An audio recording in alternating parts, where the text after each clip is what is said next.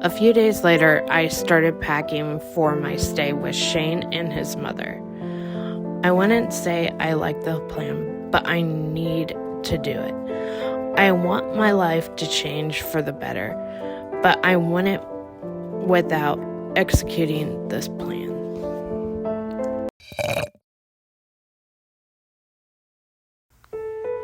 People are killing each other for freedom with this rebellion. Moreover, if we quit, we die. Although if we fight, we still die. So we are going to die any which way.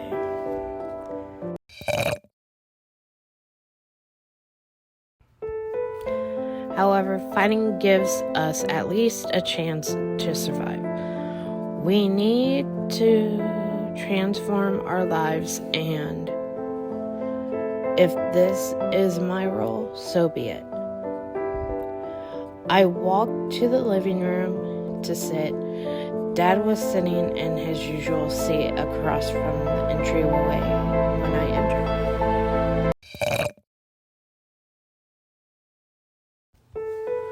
I walk in and saw Dante sitting across from him. Dante is one of my father's friends.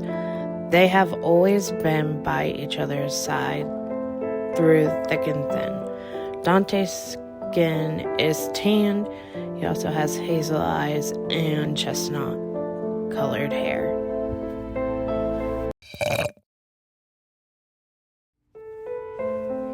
He has also lost 2 of his children due to the black card. I said, "Hi, Dante." Dante looked up at me, smiled, and said, "Hello, young lady. So, are you ready for tomorrow?"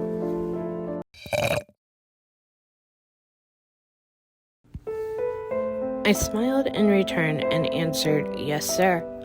"So, I guess Dad told you what's going to happen?" He eyed me and leaned forward, placing his elbows on his knees, and said, "Yes, and the rebellion begins in 2 weeks.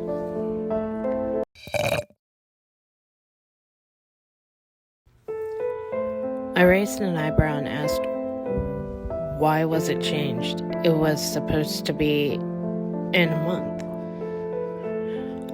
I looked between him and my father as he said, "I changed it yesterday." I looked at him and asked the reason for it.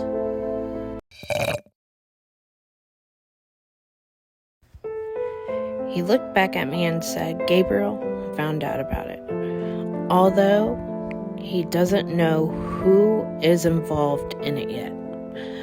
I looked downwards and said, "Oh, I told you it was a bad idea. Elena, that's enough." My father reprimanded me.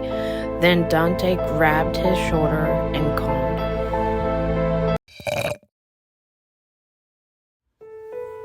Dante looked at me angrily as he explained, "Elena, if we could wait, we would.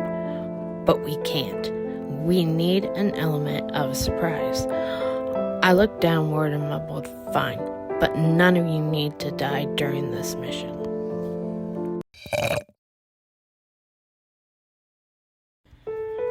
Dante sighed and said, "We will try not to. It would be best if you went to bed, though.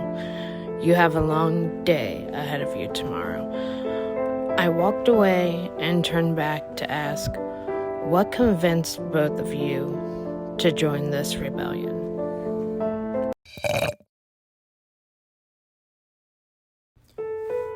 They exchanged looks and said in unison, "The death of our children and our wives convinced us to join." I looked at them shocked, not knowing how to respond, but eventually I said, "However, both of you should be used to all of this."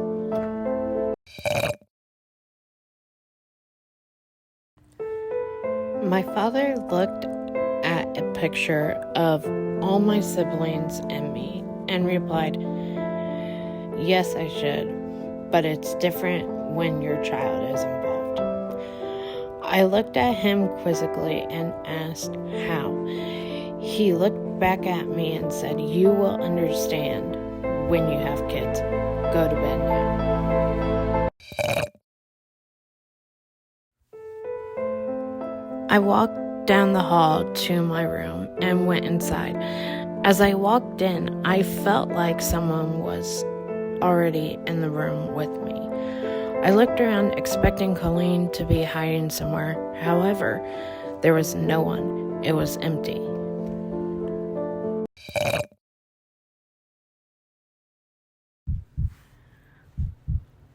I laughed and said to myself, "I'm being paranoid." Then I heard a voice say, "So why is Dante here?" I turned and saw Nathaniel.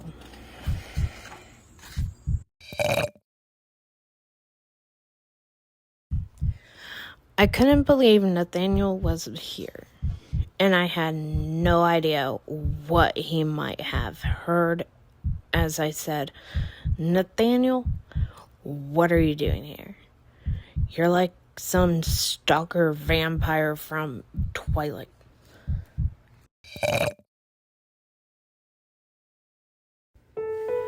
He smiled at me and said, "Hey, don't put me in the same category as those fruit bats. They have nothing on us, as we are born with special powers and good looks. You should know this better than anyone."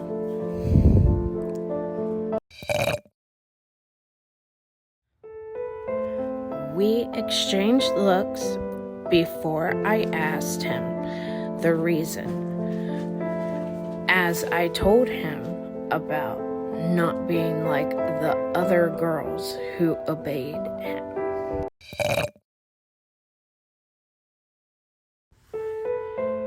He smirked and said, "No, you're not. At least, not for me. And only a few of us know why you are abnormal compared to the rest. And this is why I believe this mission will be easy."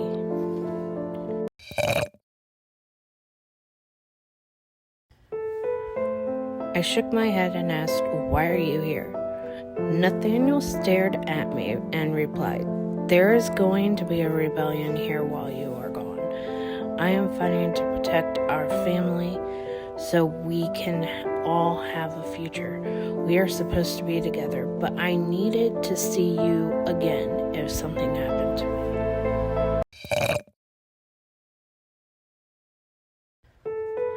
Then he walked towards me, extended his arm, grabbed my hand, yanked me into his warm embrace, and held me close to his body. I felt every muscle of his clench as he embraced me. I wrapped my arms around him and asked, "What's wrong?" He brought his lips closer to my ear and whispered, "I overheard your conversation with them. I wish your dad wasn't involved in it. However, please come back alive no matter what happens."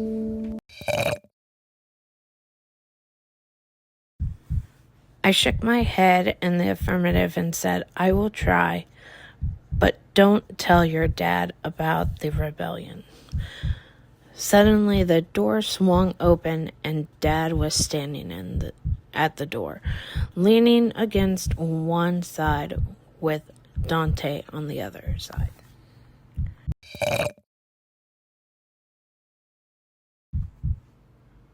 They both were looking at Nathaniel. Dad seemed as if he was trying to bring out his other self. His eyes kept moving between Nathaniel and me. Dante extended his hand and started moving towards me.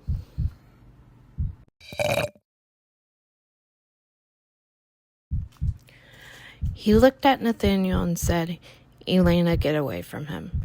You don't want to live this life, so come with me." Nathaniel looked at both of them and asked, "How do you know what Elena wants?" She only knows this life.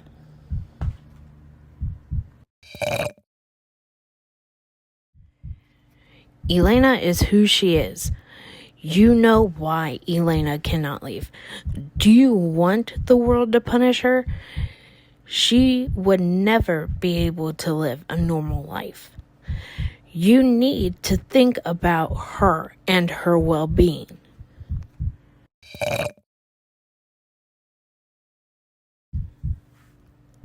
I looked at Nathaniel and asked, "What are you talking about?"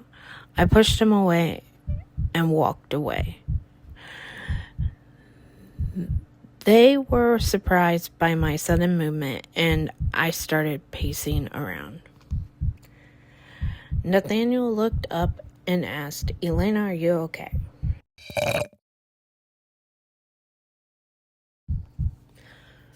I looked back at Nathaniel and said, "No, I am not okay.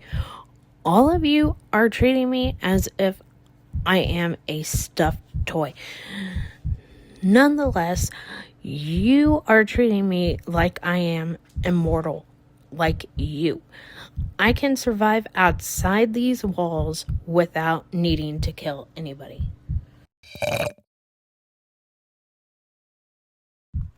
Nathaniel laughed and said, "You never told her. The reason I am marrying you is that you are a pureblood immortal. Somehow you can still control your human self without losing control, making you unique, special, and dangerous."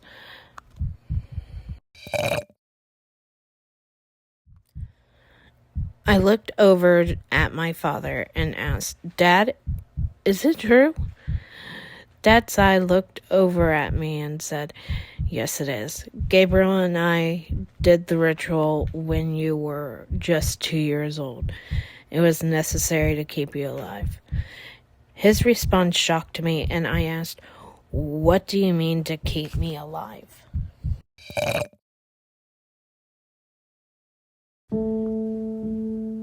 He looked downwards and said, "You were born an original, which we realized on your first birthday. Your eyes didn't glow similar to the other babies. Gabriel said it was the reason we needed to perform the ritual, or you would have to die."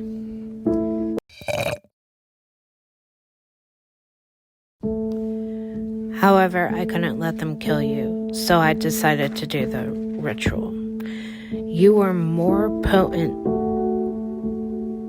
than most of the others. I asked him what happened after Gabriel performed the ritual.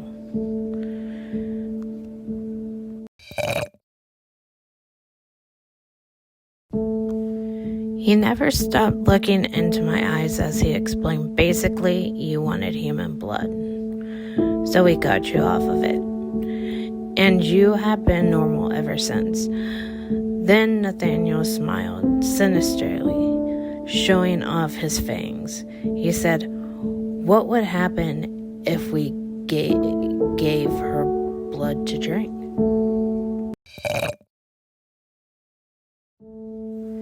Then he pulled out a vial of a red substance, which I could guess to be blood. Then he held it towards me and said, "Here, try it. I got this from a hit. You should drink it with me."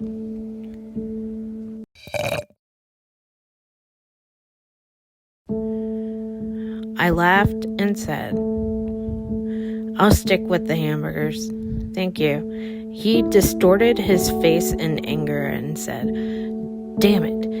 How do you not crave blood at all? It should be your only source of food."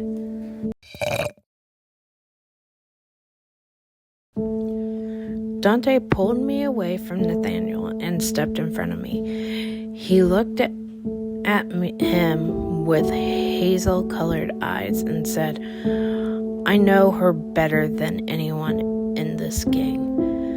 I have trained her and protected her family for a long time. Do not force her to drink blood if she does not want to.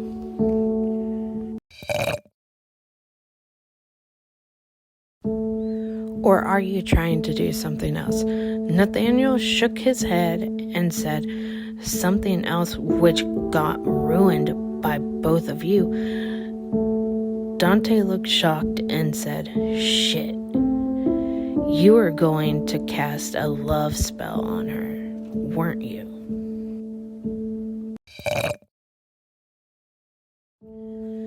You know you can't cast spells on her. The ritual made her resistant to spells. You would have to be a fool after you finish casting a spell on her.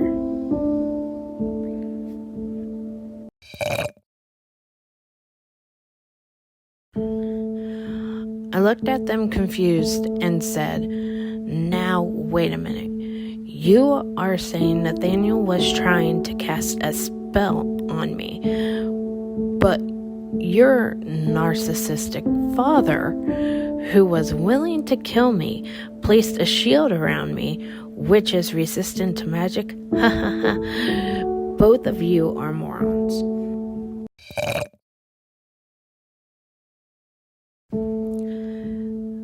Then he snarled at me and said, shut up, you stupid bitch.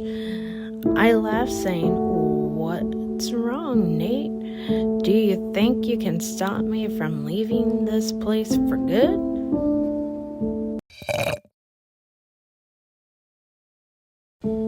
He smiled while looking at me with narrowed eyes.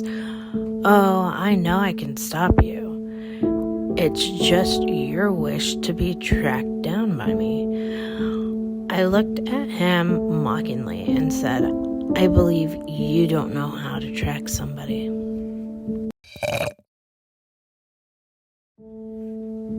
He smirked and said, you're worth the trouble of learning how to track. I stepped forward, challenging him, and said, looking forward to it. Nathaniel looked at me and said, here's the deal. If you and your sister leave this place, I will allow you to disappear till your 18th birthday.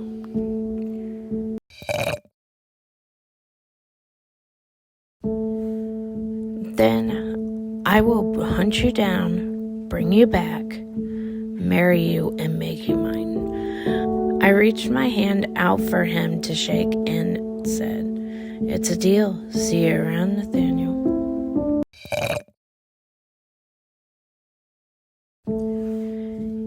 He shook my hand and said, I bid you farewell, my dears. Then he ran towards the window and opened it.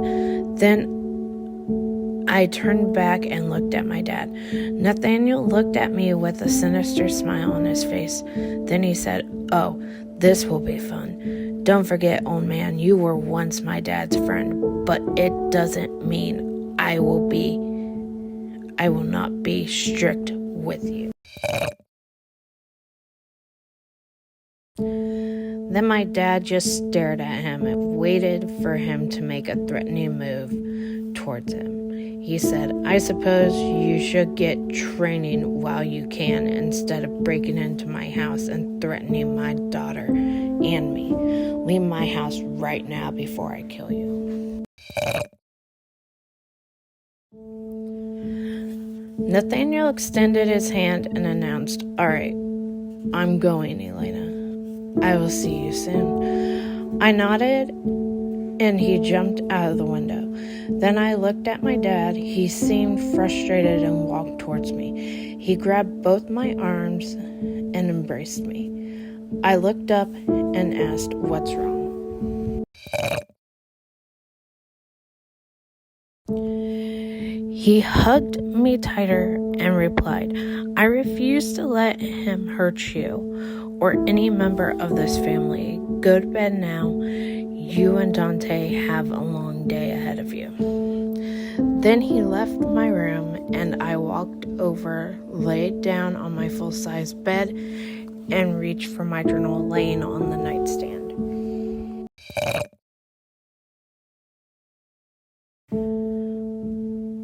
opened it and looked at my last entry around 2 weeks ago. So I went through the previous entries, grabbed my pen, opened a new page, and began to write.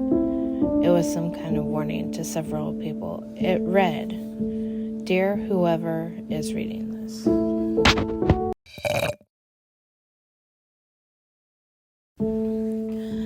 My name is Elena. I am writing to tell you to spread word of this message so we can protect humankind from being destroyed.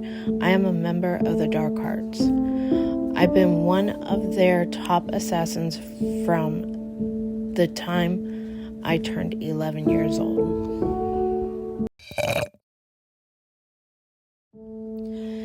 They tortured all my siblings and me to such an extent that 3 of them did not survive. They are preparing for a war against humans.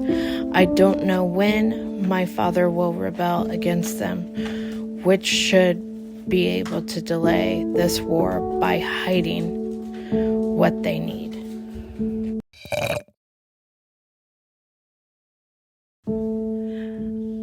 I know it has something to do with the Dark Hearts having 3-sided emblems. Moreover, there are 3 people in their gang with this emblem. I thought there were 2 such people in my family. But recently I found out I have a half-brother named Shane. I am going to meet him tomorrow for the first time.